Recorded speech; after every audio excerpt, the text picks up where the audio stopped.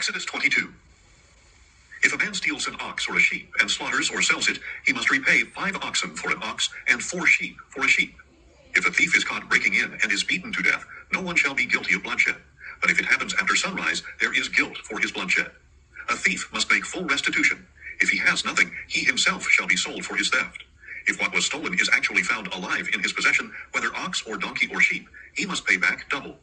If a man grazes his livestock in a field or vineyard and allows them to stray so that they graze in someone else's field, he must make restitution from the best of his own field or vineyard.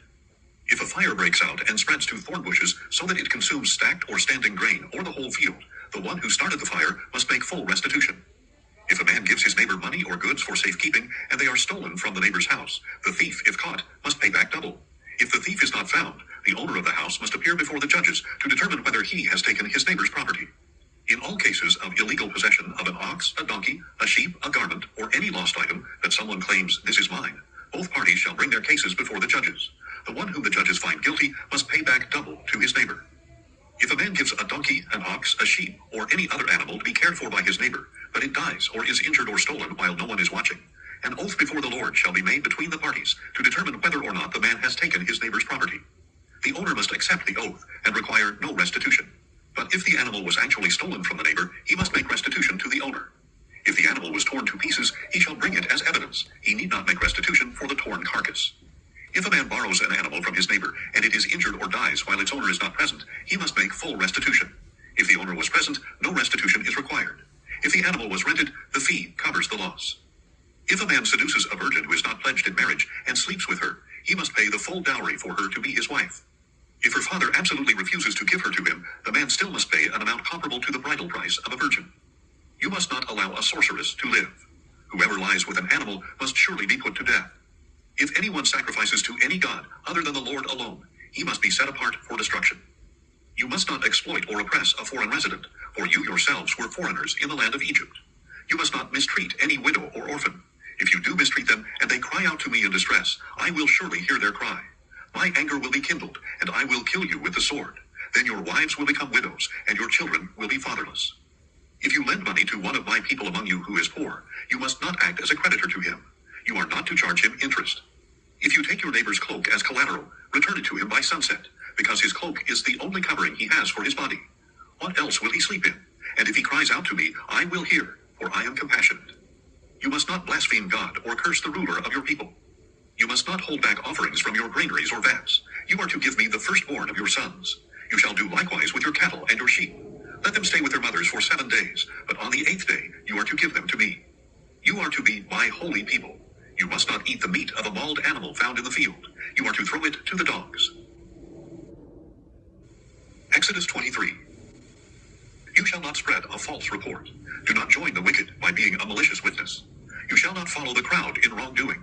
When you testify in a lawsuit, do not pervert justice by siding with the crowd, and do not show favoritism to a poor man in his lawsuit. If you encounter your enemy's stray ox or donkey, you must return it to him. If you see the donkey of one who hates you fallen under its load, do not leave it there. You must help him with it. You shall not deny justice to the poor in their lawsuits. Stay far away from a false accusation. Do not kill the innocent or the just, for I will not acquit the guilty. Do not accept a bribe, for a bribe blinds those who see and twists the words of the righteous.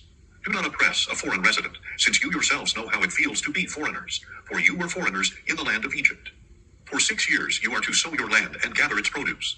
But in the 7th year you must let it rest and lie fallow, so that the poor among your people may eat from the field, and the wild animals may consume what they leave. Do the same with your vineyard and olive grove. For 6 days you are to do your work, but on the 7th day you must cease, so that your ox and your donkey may rest, and the son of your maidservant may be refreshed, as well as the foreign resident. Pay close attention to everything I have said to you. You must not invoke the names of other gods. They must not be heard on your lips. 3 times a year you are to celebrate a feast to me. You are to keep the feast of unleavened bread as I commanded you. At the appointed time in the month of Abib, you are to eat unleavened bread for 7 days, because that was the month you came out of Egypt. No one may appear before me empty-handed. You are also to keep the feast of harvest, with the first fruits of the produce from what you sow in the field. And keep the feast of ingathering at the end of the year, when you gather your produce from the field. 3 times a year, all your males are to appear before the Lord God. You must not offer the blood of my sacrifices with anything leavened, nor may the fat of my feast remain until morning. Bring the best of the first fruits of your soil to the house of the Lord your God. You must not cook a young goat in its mother's milk. Behold, I am sending an angel before you to protect you along the way, and to bring you to the place I have prepared. Pay attention to him, and listen to his voice. Do not defy him, for he will not forgive rebellion, since my name is in him. But if you will listen carefully to his voice, and do everything I say, I will be an enemy to your enemies, and a foe to your foes. For my angel will go before you, and bring you into the land of the Amorites, Hittites, Perizzites, Canaanites, Hivites, and Jebusites, and I will annihilate them. You must not bow down to their gods, or serve them, or follow their practices. Instead, you are to demolish them, and smash their sacred stones to pieces. So you shall serve the Lord your God, and he will bless your bread and your water. And I will take away sickness from among you. No woman in your land will miscarry or be barren. I will fulfill the number of your days. I will send my terror ahead of you, and throw into confusion every nation you encounter. I will make all your enemies turn and run. I will send the hornet before you, to drive the Hivites and Canaanites and Hittites out of your way. I will not drive them out before you in a single year. Otherwise the land would become desolate, and wild animals would multiply against you. Little by little I will drive them out ahead of you, until you become fruitful and possess the land.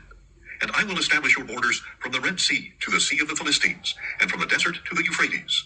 For I will deliver the inhabitants into your hand, and you will drive them out before you.